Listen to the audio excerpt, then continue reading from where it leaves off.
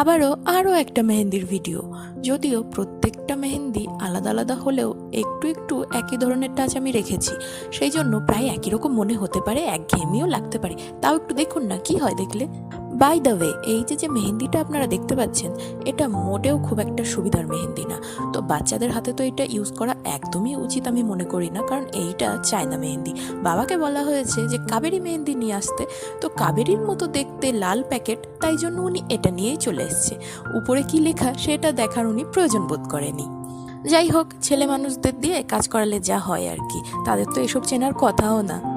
আর জানেন তো, এক একটা এই মেহেন্দির ভিডিওগুলো এত বড় বড় ছিল, প্রায় 10 মিনিটের। সেখান থেকে কেটে কুটে 1 মিনিট করতে হলে এরকম তো কেঁপে কুপে যাবেই ভিডিও।